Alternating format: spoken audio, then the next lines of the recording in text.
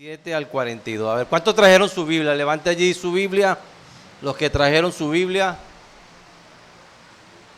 Bueno, gracias a Dios que esto está grabado para que cuando se vea quienes no trajeron la Biblia, poder ofrecer unas Biblias para que puedan escudriñar la palabra de Dios. Lucas 6, 37 al 42. Dice de la siguiente manera, en el nombre del Padre, del Hijo y del Espíritu Santo. No juzguéis y no seréis juzgados, no condenéis y no seréis condenados. Perdonad y seréis perdonados. Dad y se os dará medida buena, apretada, remecida y rebosando darán en vuestro regazo, porque con la misma medida con que medís os volverán a medir. Y les decía una parábola. ¿Acaso puede un ciego guiar a otro ciego? ¿No caerán ambos en el hoyo? El discípulo no es superior a su maestro, mas todo el que fuere perfeccionado será como su maestro. ¿Por qué miras la paja que está en el ojo de tu hermano y no echas de ver la viga que está en tu propio ojo? ¿O cómo puedes decir a tu hermano, hermano, déjame sacar la paja que está en tu ojo, no mirando la viga que está en el ojo tuyo? Hipócrita. Saca primero la viga de tu propio ojo y entonces verás bien para sacar la paja que está en el ojo de tu hermano. Señor y Padre amado, agradecemos por tu palabra, Dios. Gracias porque tú envías tu palabra para que nosotros podamos entender el propósito que tú tienes a través de ella, para que podamos apropiarnos de tu palabra y obedecerla, Padre amado. Gracias por esa bendición de tener tu palabra entre nosotros, Señor. Y ayúdanos, Padre. Ayúdanos cada día a poder obedecer tu palabra como tú quieres, Señor. Y siempre, siempre seguir tus mandamientos conforme a tu voluntad. En el nombre de Jesús te lo rogamos y te damos gracias, Señor. Amén y amén. Pueden sentarse, mis amados hermanos. A ver, ¿cuántos?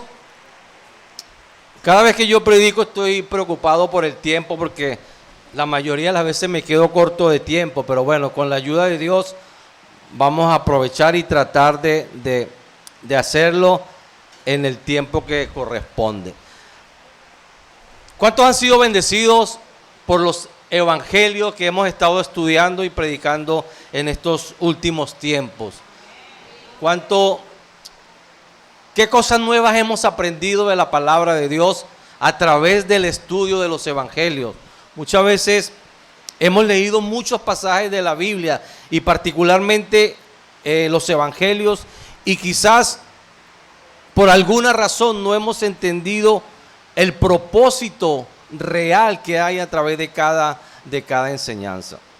Así que ha sido una bendición en este tiempo poder estudiar cada uno de estos evangelios basados principalmente en el evangelio de Lucas, pero ha sido una bendición poder entender el propósito de Dios a través de su palabra para nosotros, su iglesia, y por supuesto el propósito que tenía Jesús cuando estaba enseñando en este tiempo. Amén.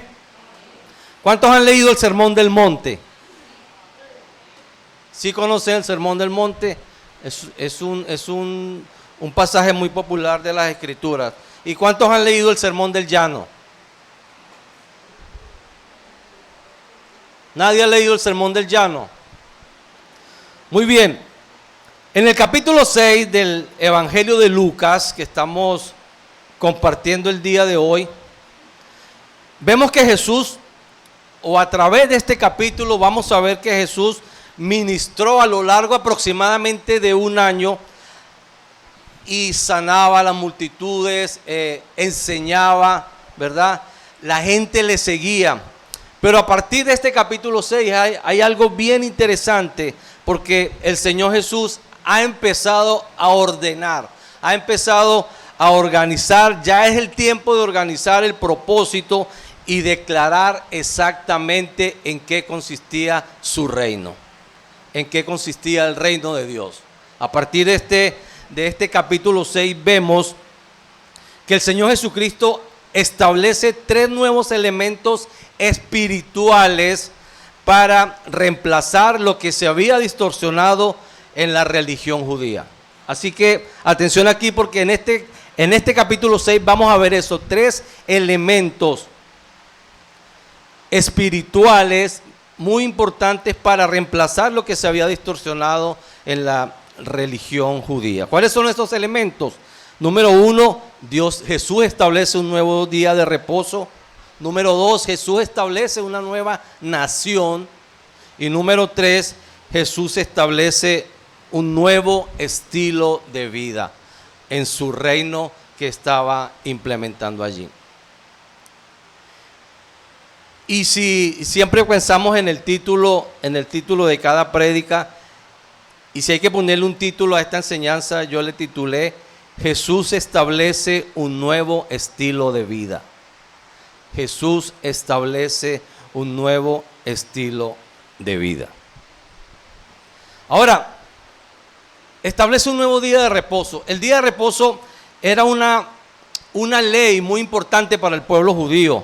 En estos primeros versículos del capítulo 6 vemos cómo Jesús tiene un tipo de acciones precisamente en el día de reposo porque lo hace con un propósito específico. Este día de reposo era muy respetado por los judíos porque por supuesto era una ley establecida por Dios.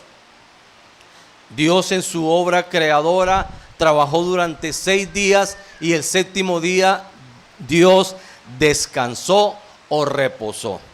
Así que obedecer esta ley era muy importante para el pueblo judío, no solo en el plano personal, sino en el plano nacional. Pero debido a esas reglas y esa distorsión de los fariseos en cambiar la ley de acuerdo a como ellos querían entenderla, pues habían convertido el día de reposo más bien como una carga. En vez de ser una bendición, se convirtió en una carga. Lo que Dios estableció para el pueblo de Israel en aquel tiempo eran bendiciones, no eran cargas. Y lamentablemente los fariseos habían convertido este día de reposo en una carga en lugar de que fuera una bendición para el pueblo. Así que Jesús, en este establecimiento de su reino, declara un nuevo día de reposo. Ya había sanado un paralítico un día de reposo. La semana pasada Soraya nos compartió la sanidad del paralítico de Betesda, ¿recuerdan? Y Jesús hace ese milagro un día de reposo. ¿Por qué Jesús no fue un día antes? ¿O por qué Jesús no fue un día después? Fue un día de reposo. Por supuesto, porque Él tenía un propósito con ese día y hacer ese milagro ese día. Recordemos que todo lo que Jesús hace tiene un propósito, todo lo que Jesús hace es intencional. Es una enseñanza muy importante para nosotros el día de hoy.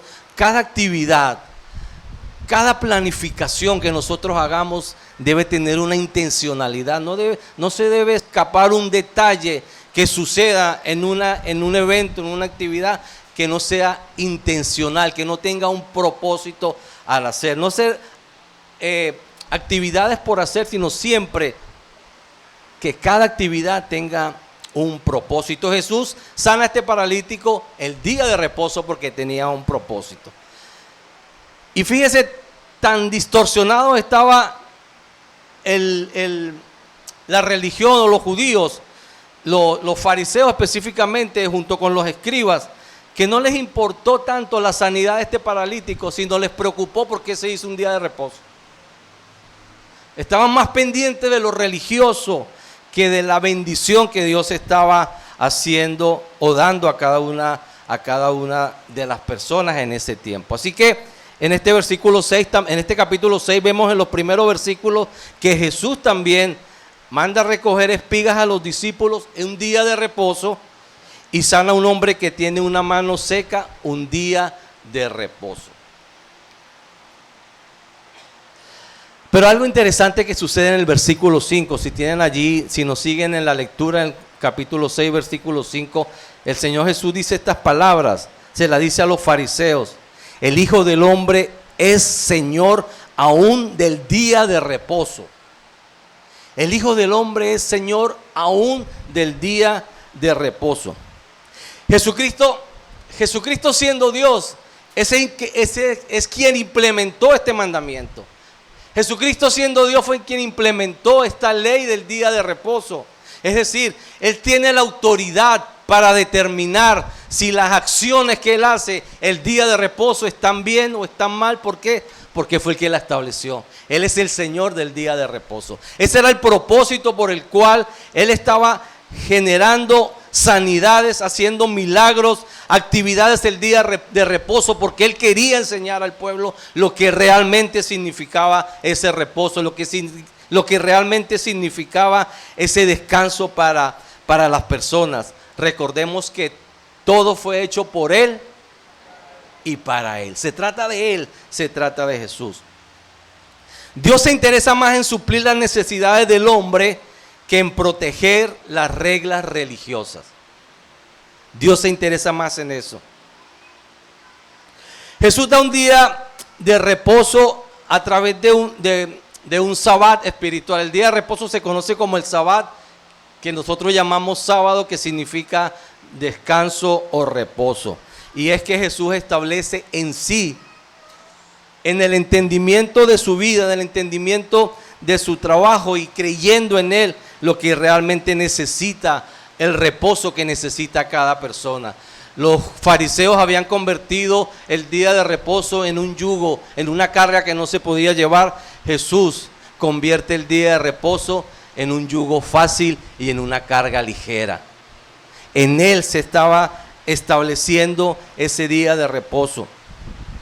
Cuando un pecador confía en Él como Salvador, tiene paz para con Dios porque sus pecados le son perdonados y es reconciliado con Dios. Eso es paz, eso es reposo, eso es descanso. Ese es el propósito por el cual Jesús vino a restablecer ese día de reposo, a restablecer ese descanso en las personas. No a que se convirtiera en una ley agobiante para el pueblo, sino más bien a medida que el creyente se somete en esa experiencia diaria, disfruta de la paz de Dios en el corazón y en la mente.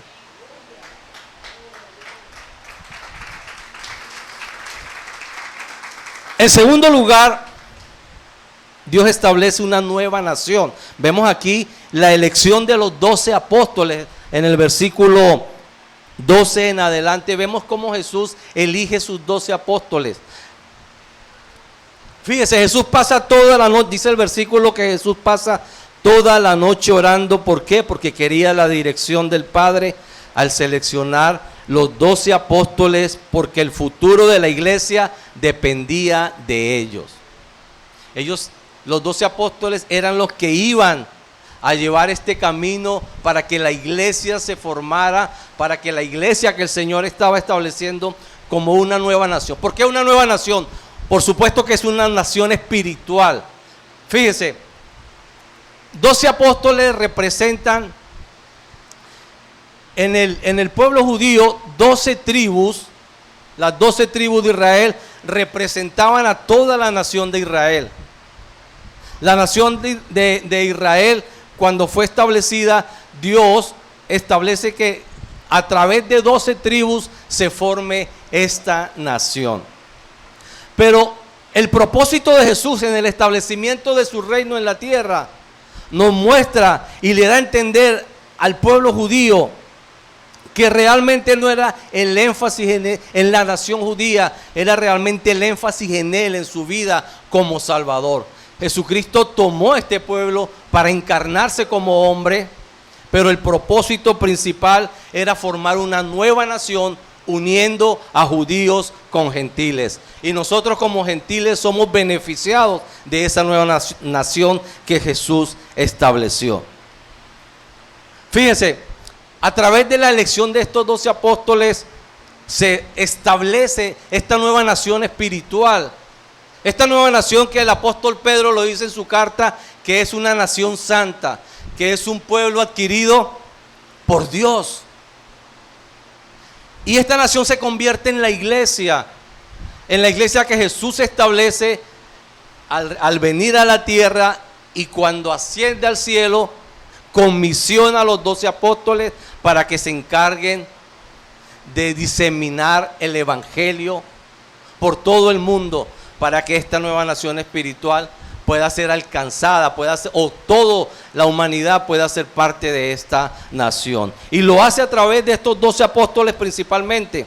Ahora, el Señor Jesús tiene que orar mucho. ¿Por qué? Porque las características humanas de estos apóstoles llevaron a Jesús a que tenía que estar en la noche pegado a su Padre por medio de la oración para que Dios lo guiara a hacer una buena elección de esos 12 apóstoles. Fíjese que él tenía muchos discípulos, pero seleccionó 12 apóstoles. De esos 12 apóstoles, 7 eran pescadores. Otro era un guerrillero. Otro era un recaudador de impuestos reconocido como ladrón. Imagínense, tuvo que haber orado mucho para tomar esas decisiones. Y es que el Señor Jesús, de lo más vil, saca algo bueno para la honra y gloria de su nombre. Amén. Esta nueva nación se forma inicialmente con los judíos, ¿verdad? Cuando Jesús asciende, inicia lo que se conoce como la iglesia primitiva y se va esparciendo el evangelio y va creciendo esta nación, va creciendo esta iglesia. Inicialmente con pueblo judío, pero luego a través de la persecución, este pueblo judío tiene que esparcirse, salir, y por supuesto hay alcance para los gentiles que formamos entre juntos esta nueva nación.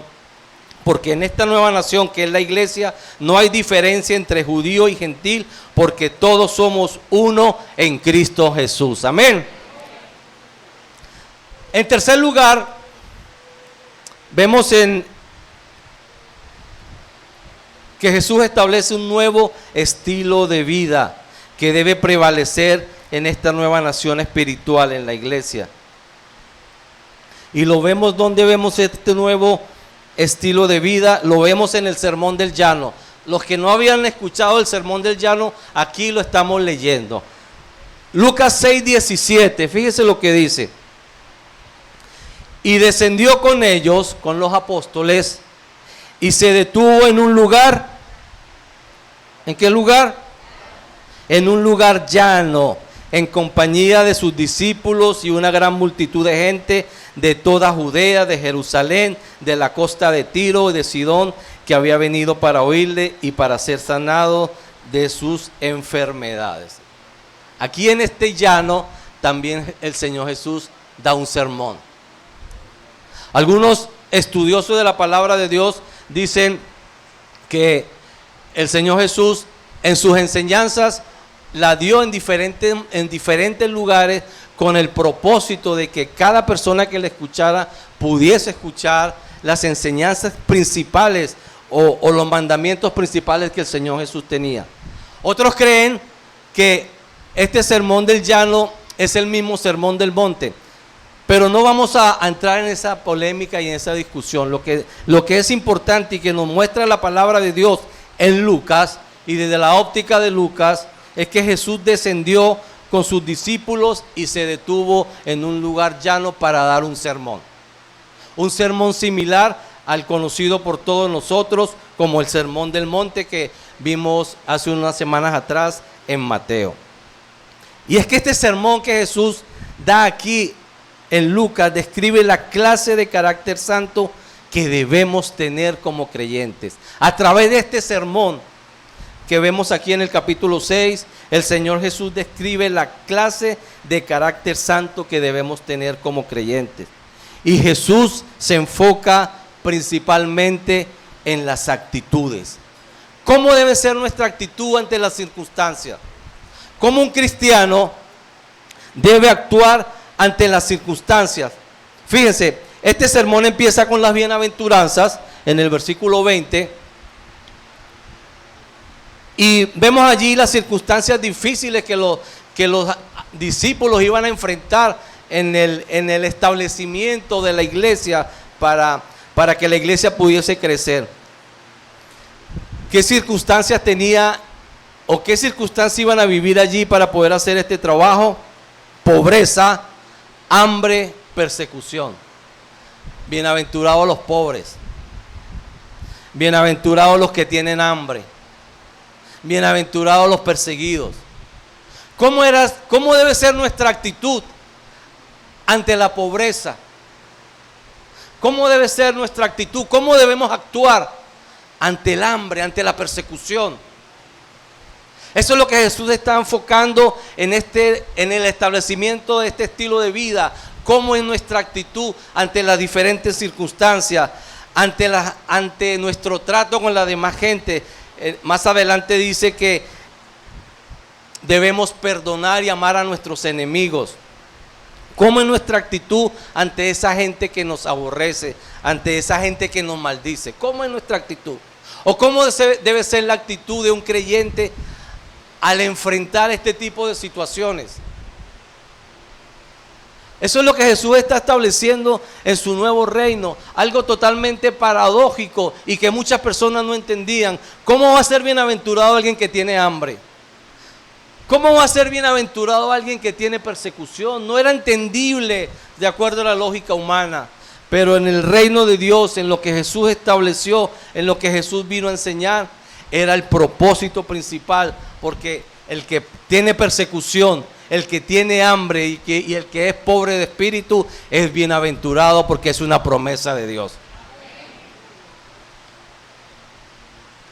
En este nuevo estilo de vida que vemos en estos versículos que forman parte de este sermón,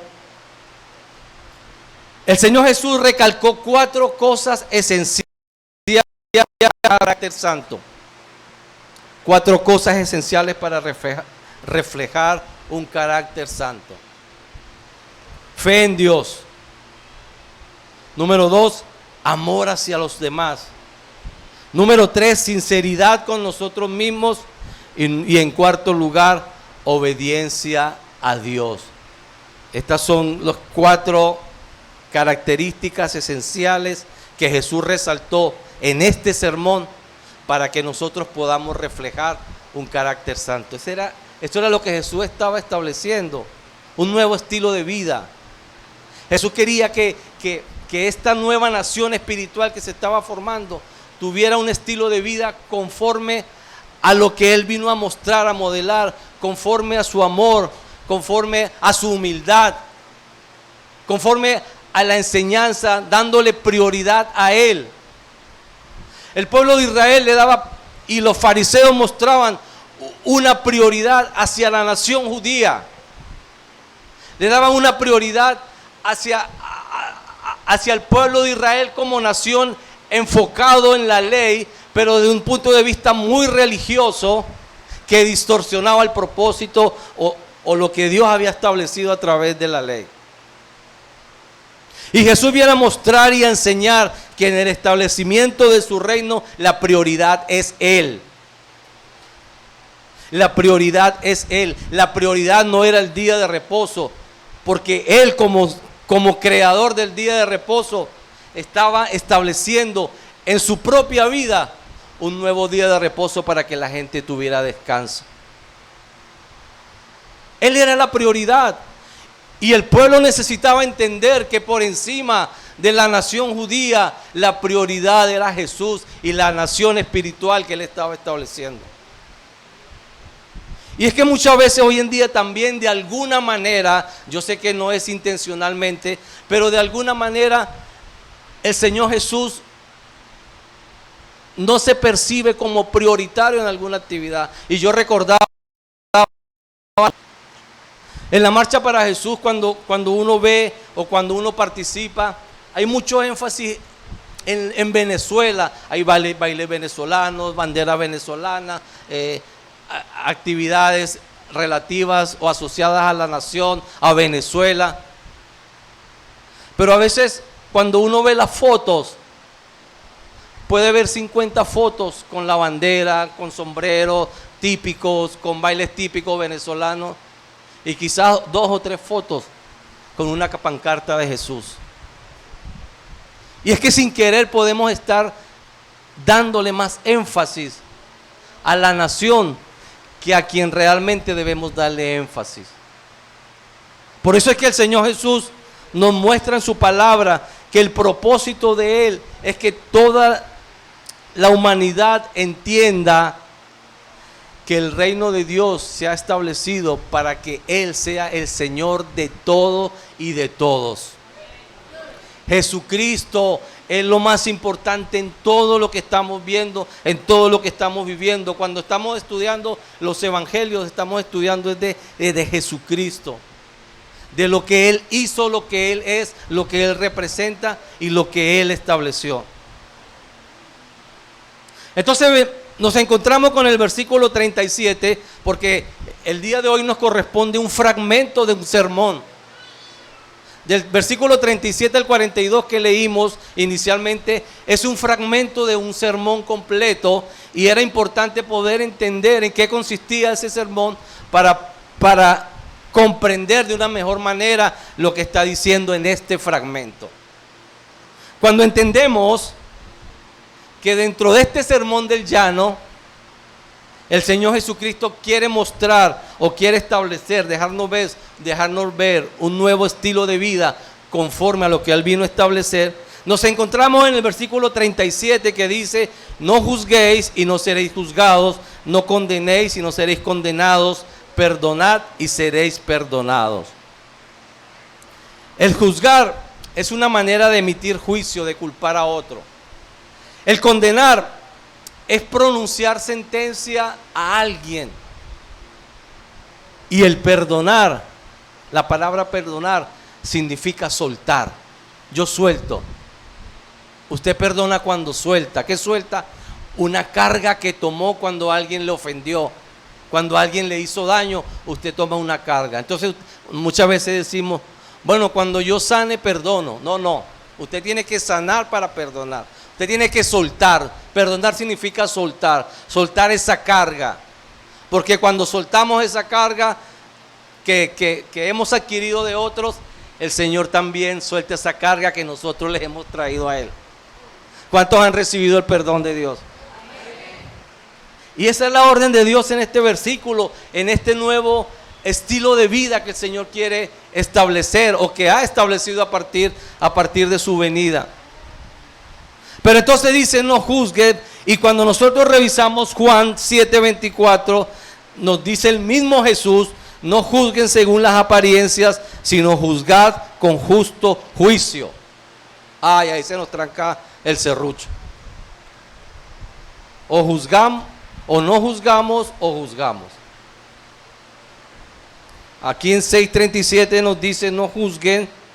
Y en el 7:24 dice: no juzguen según las apariencias, pero sí deben juzgar con justo juicio. ¿Debemos juzgar o no? ¿Aló? Para entender esto, debemos saber que Jesús no prohíbe, escuche bien esto, Jesús no está prohibiendo juzgar o disciplinar el pecado dentro de la iglesia. Jesús no está prohibiendo el juzgar o disciplinar el pecado dentro de la iglesia. Porque mucha gente que está en pecado dice: no me juzgue, hermano. Pero la iglesia tiene la responsabilidad de juzgar el pecado. Veamos un ejemplo rápidamente. Si usted trajo su Biblia, vamos a 1 Corintios capítulo 5. 1 Corintios capítulo 5. Está hablando el apóstol Pablo a la iglesia de Corinto. Y dice así: de cierto se oye que hay entre vosotros fornicación, y tal fornicación, la cual ni aun se nombra entre los gentiles, tanto que alguno tiene la mujer de su padre. Y vosotros estáis envanecidos. ¿No debería más bien haberos lamentado para que fuese quitado en medio de vosotros el que cometió tal acción? Ciertamente, versículo 3, ciertamente yo como ausente en el cuerpo, pero presente en espíritu allá en la iglesia, ya he juzgado al que tal cosa ha hecho. La iglesia tiene esa responsabilidad, y el apóstol Pablo lo expresa aquí. Él ni siquiera está presente en la iglesia de Corinto, pero tiene conocimiento que hay un pecado de fornicación y la iglesia no ha tomado acciones ante ese pecado. Y él dice, yo que no estoy presente allá, pero sí estoy presente en su espíritu, ya he juzgado al que ha cometido tal hecho. Y el versículo 5 le dice, el tal se ha entregado a Satanás. ¡Wow! Imagínense si nosotros entregamos a alguien a Satanás. Hermanos, por favor. Sí lo dice en su Biblia. El tal se ha entregado a Satanás para destrucción de la carne, a fin de que el espíritu sea salvo en el día del Señor. Y mira lo que dice en el 11. Más bien os escribí que no juntéis con ninguno que... Esto se lo está diciendo a la iglesia. ¿Con quién no debemos juntarnos, iglesia? Con ninguno que llamándose hermano fuera fornicario, avaro, idólatra o maldiciente, borracho, ladrón. Con el tal ni aún comáis. Ni siquiera nos sentemos a comer con ese que se llama hermano que tiene este tipo de pecado. No se está emitiendo un juicio allí. No lo hace Pablo para proteger la iglesia, la sanidad de la iglesia. Versículo 12.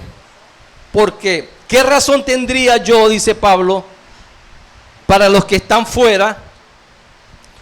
¿No juzgáis vosotros los que están dentro?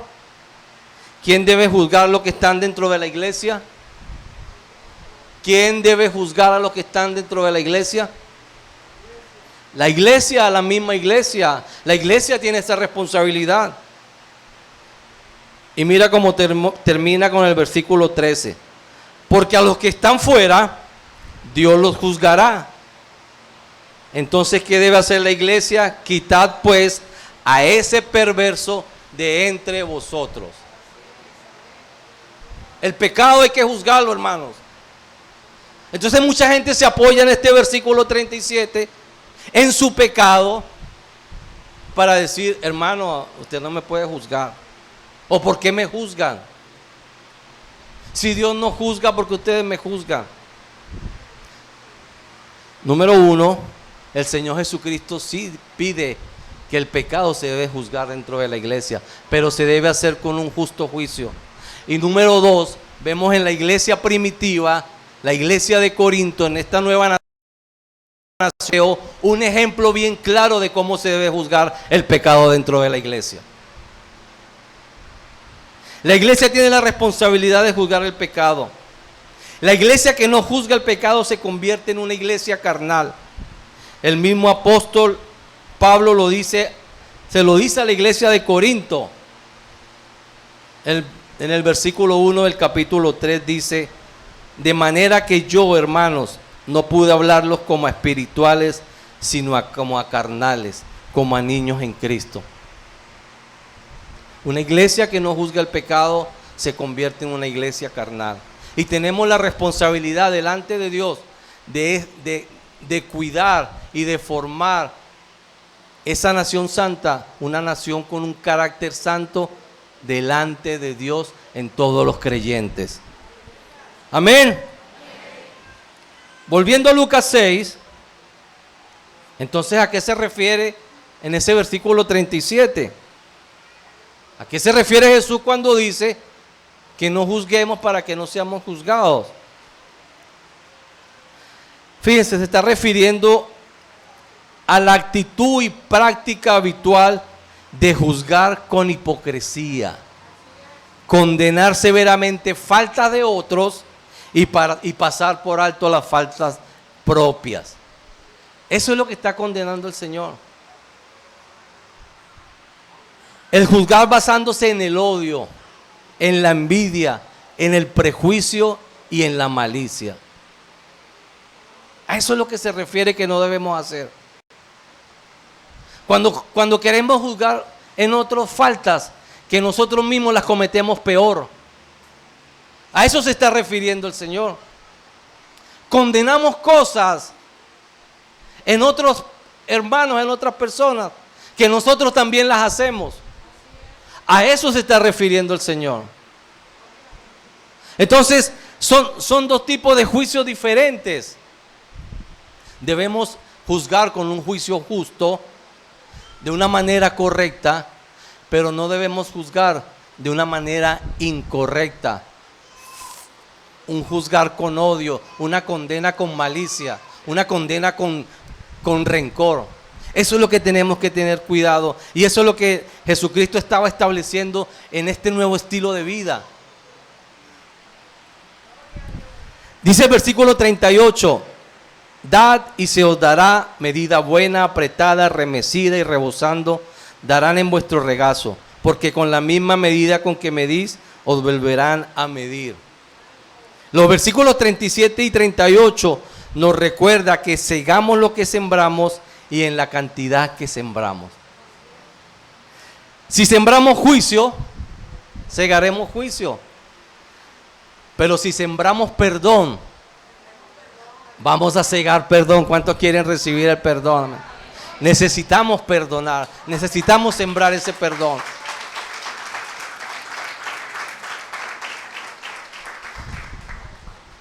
En la enseñanza de Jesús, cuando Jesús enseñaba, y en este sermón en específico, habían también fariseos, porque Jesús no enseñaba solo a un grupo de personas, Jesús enseñaba para toda la multitud y trataba con las características y las necesidades o problemas que tenían cada uno de los asistentes.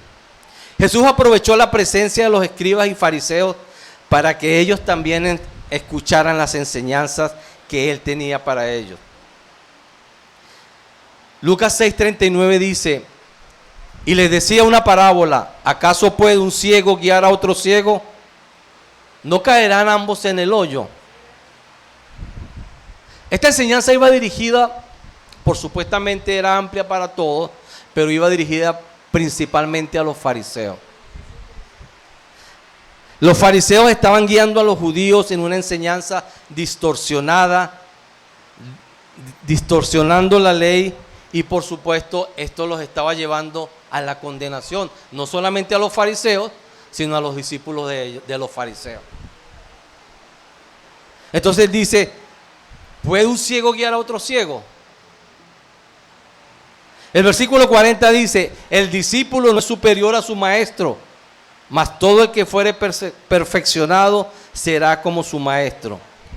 Este versículo nos recuerda que no podemos guiar a otros donde nosotros no hemos ido. No podemos guiar a otros donde nosotros no hemos ido. Si el maestro es ciego y el discípulo aprende y acepta todo lo que su maestro enseña, será otro ciego. El maestro ciego produce discípulos ciegos. Y al final de cuentas, según lo que dice el Señor Jesús, todos van al hoyo.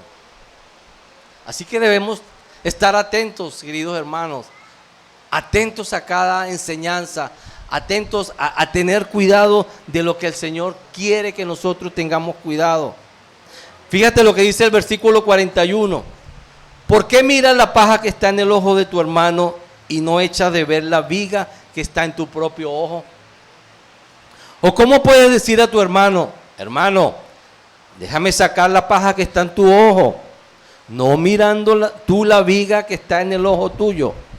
Hipócrita, saca primero la viga de tu propio ojo y entonces verás bien para sacar la paja que está en el ojo de tu hermano.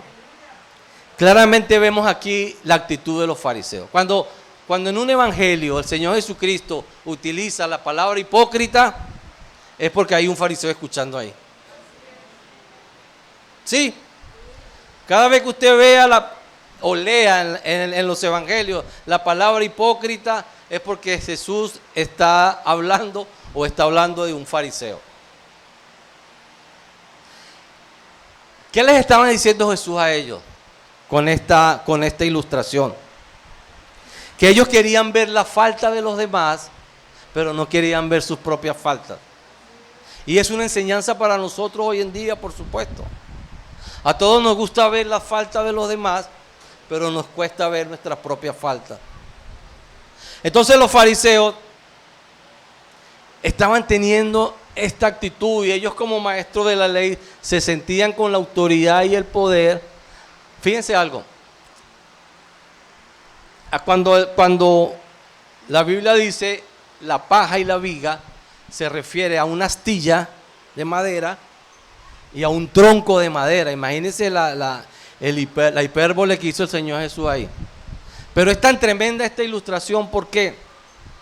Porque el que le quiere sacar esa astilla del ojo al hermano, no puede hacerlo porque tiene un tronco que le impide poder hacerlo. Entonces le está diciendo, está tratando allí con mucho cuidado de sacarle lo que el hermano tiene en el ojo, pero el tronco que tiene en su propio ojo no le deja ver. Wow, tremenda esta enseñanza. Y esa era una de las características de los fariseos. Querían que el pueblo cumpliera leyes y acciones que ellos no cumplían. Esta ilustración de Jesús nos advierte que debemos tener cuidado al sacar una astilla del ojo de algún hermano sin percatarnos que tenemos un tronco en nuestro propio ojo y que no nos deja ver para sacar la astilla de otro. El énfasis aquí en esta ilustración y en esta enseñanza es ser honestos con nosotros mismos y en no llegar a ser hipócritas. Es fácil tratar de ayudar a un hermano con sus faltas. Mire, es fácil tratar de ayudar a un hermano en sus faltas, encubriendo nuestras propias faltas que quizás son peores que la de él. Los que constantemente critican a otros por algo sencillo son culpables de algo peor en su propia vida. Y debemos tener cuidado. Por supuesto, en este sermón del llano, Jesús estaba haciendo énfasis principalmente en los fariseos, pero no podemos dejar de pasar por alto y entender que es una aplicación también para el día de hoy, para todos nosotros. Cada una de estas enseñanzas que Jesús dio, no solo en el fragmento de hoy, sino en todo este sermón, son enseñanzas y aplicación práctica para nosotros el día de hoy. Este nuevo estilo de vida que Jesús quiere formar en esa nueva nación espiritual que es su iglesia, se aplica muy bien a la vida de hoy y describe la clase de carácter santo que debemos tener en este mundo como creyentes. Obedecer este nuevo estilo de vida formará en nosotros un carácter santo que debemos tener como creyentes y como parte de la iglesia de Dios.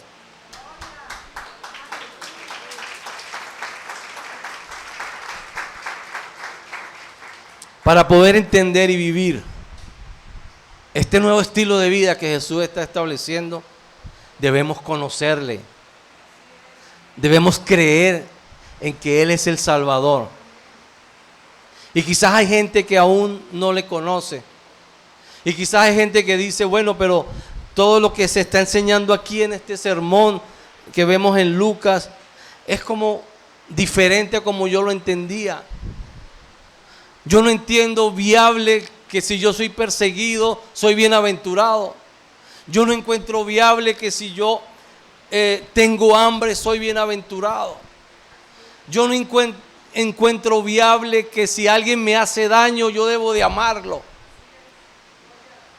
Entonces, la manera de entender, la manera de comprender el propósito que Jesús está estableciendo allí, es conociéndolo a Él y teniéndolo en nuestro corazón. Eso es lo que nos va a ayudar a entender este propósito de Dios al establecimiento de sus enseñanzas para nosotros. Pero si hay alguien que aún no conoce a Jesús, si hay alguien que no ha entendido la necesidad de un Salvador, la necesidad que tenemos nosotros todos como seres humanos de Jesús, nuevamente Jesús da la oportunidad. Al día de hoy se renovaron las misericordias de Dios y te está dando una nueva oportunidad para que creas en Él. No se trata de otra cosa, se trata de Jesús. Todo es por Él y para Él. Se trata de entender cómo Él está estableciendo su reino. Se trata de entender cómo Él está estableciendo esta nación que es su iglesia para que podamos cumplir el propósito que Él quiere. Se trata de entender que Jesús estableció ese reposo por medio de su vida, porque cuando Dios estableció el reposo en el Edén, el pecado del hombre hizo que Dios dejara su reposo y empezara a trabajar en recuperar, en restaurar, en reconciliarse con el hombre. Y Dios hizo un alto a su día de reposo. Dios hizo un alto porque está preocupado, porque el ser humano necesita de Él. Y Él da el paso, Él da el primer paso. Dice Corintios que Dios está como rogando por medio de nosotros para que la gente se reconcilie con Él. El Señor Dios Padre, dice Jesús, y lo decía en el pasaje que predicó Soraya, que Dios trabajaba el día de hoy y Él también trabajaba. Dios está trabajando. Dios hizo un alto a su reposo. Dios hizo un alto a su descanso para trabajar con el propósito de que la humanidad se reconcilie con Él. Y Jesucristo está haciendo lo mismo que el Padre. Y Jesucristo le mostró a los fariseos, al pueblo judío, a sus propios discípulos, que ese día de reposo y que ese descanso, Él como creador de esa ley, la estaba modificando, estaba creando una nueva ley para que entendiéramos que ese reposo y ese descanso está en Él. ¿Cuántos tienen ese reposo? ¿Cuántos tienen ese descanso en Dios? Ponte de pie, querido hermano y querido amigo.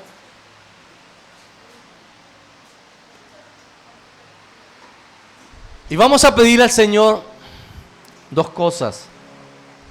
Número uno, que nos ayude a entender el propósito de ese nuevo estilo de vida que Él estableció. Nos costaba entender muchas cosas que hemos visto en este pasaje. El pastor Harry predicaba hace 15 días de amar a los enemigos, y en la discusión de las predicaciones en los GPS donde se discute las predicaciones de la semana, muchos decían, pero es que eso no es fácil. Y nuestra oración es que el Señor nos ayude a entender y a obedecer lo que Él estableció, eso que no es fácil para nosotros. Porque lo que es fácil para nosotros no tiene mayor valor. Lo que es difícil, lo que nos cuesta, que es lo que el Señor nos está pidiendo, es lo que tiene más valor. Así que pídele allí al Señor que le ayude a entender cómo a través de su palabra y cómo a través de lo que vemos en este capítulo de Lucas, ese establecimiento de este nuevo estilo de vida, nos ayuda a entender y obedecerlo como Él quiere. No podemos engañarnos a nosotros mismos y decir, no, yo desde que creí en el Señor se me hace más fácil. Probablemente a muchos de nosotros se nos haga difícil. Pero para poderlo hacer tenemos la ayuda de Dios. El Señor dice que iba a estar con nosotros siempre. Iba a estar con nosotros para cumplir el propósito que Él quiere a través de nosotros. Y uno de los propósitos es que este nuevo estilo de vida sea vivencial y real en cada uno de sus hijos. Porque eso va a mostrar el carácter santo que cada creyente debe tener. Padre amado y Padre bueno, gracias por tu palabra, porque tu palabra nos confronta, tu palabra nos exhorta, tu palabra nos anima, Señor. Tu palabra tiene promesas que disfrutamos, pero también tiene demandas de nosotros que necesitamos cumplir y obedecer. Ayúdanos, Señor, a cumplir en lo que hemos fallado. Ayúdanos, Señor, a que este estilo de vida cada día pueda parecerse más a lo que tú quieres, Señor. Que en nuestro diario caminar podamos ir puliendo, Señor. Y que este estilo de vida siempre pueda ir de mejor en mejor, Señor. Gracias por las bendiciones, Señor, de incluirnos en tu reino. Gracias porque en ti tenemos descanso, en ti tenemos reposo, Señor. Tú eres el dueño de todo y tú lo hiciste todo. Y tenemos el privilegio de formar parte de tu pueblo, esa nación santa, ese pueblo adquirido por ti. Gracias a Dios te damos en esta mañana porque a veces tu palabra nos confronta y nos deja ver en qué estamos fallando. A veces juzgamos de una manera incorrecta, Señor. A veces queremos ver las fallas de otros sin ver las nuestras, Señor. A veces condenamos, emitimos una sentencia, Señor, inadecuadamente. Pero el poder de tu palabra y la verdad de tu palabra, la justicia tuya nos muestra que si lo hacemos de manera incorrecta, vamos a cosechar lo que hemos sembrado. Y ayúdanos como iglesia, Señor, a que cada día podamos juzgar con un justo juicio. A que como iglesia siempre podamos juzgar el pecado y obedecer tu palabra, Señor. Ayúdanos a perdonar, a soltar.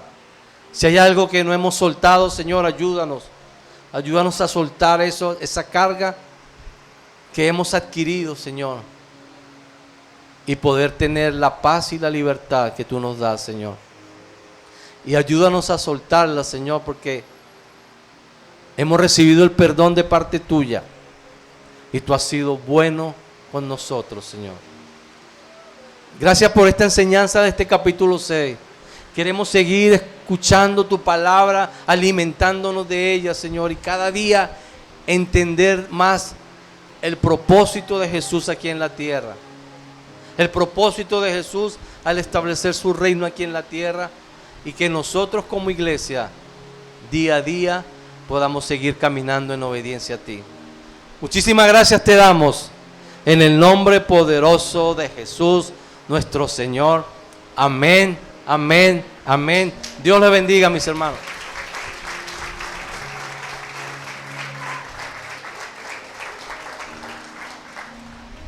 Amén. Se escucha duro. Bueno, antes de despedirnos, ya estamos terminando, pero quisiéramos cantar cumpleaños. Tenemos algunos hermanos que han estado de cumpleaños durante la semana. Mi hermana Flores, Gabriel, que está por allí, Alnair está de cumpleaños hoy, mi Yerli estuvo de cumpleaños también. ¿Quién más ha estado de cumpleaños esta semana? Sí. Ajá, el hermano Jairo, el anciano Jairo. ¿Quién más? Gabriel, pasa por aquí, vale. ¿Ah? David, hermano David, pero no está hoy acá.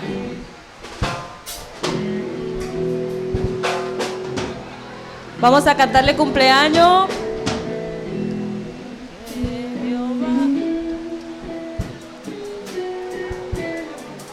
Que Jehová te bendiga y te guarde, haga resplandecer su rostro sobre ti y haga de ti misericordia y haga de ti misericordia.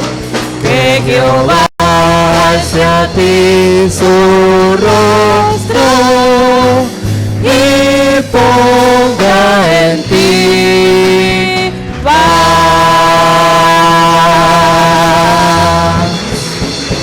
Vamos a orar por ellos. Padre Celestial, muchísimas gracias por un año más de vida que les permites a cada uno de mis hermanos. Prospera su vida, prospera su caminar y sigue guiando, Señor, cada paso. Bendícele, Señor, y que juntos podamos celebrar muchísimos, muchísimos años más. Gracias te damos por ellos. Gracias por su pasión y su amor en tu servicio, Señor, y en tu obra. En el nombre de tu Hijo amado Jesús. Amén y amén. El Señor les bendiga. Así que bueno, damos gracias a Dios, gracias iglesia, que el Señor les bendiga, que el Señor les guarde, que el Señor les lleve con bien, con cuidado y que tengan una semana llena de sus bendiciones. Amén. Dios les bendiga, estamos despedidos.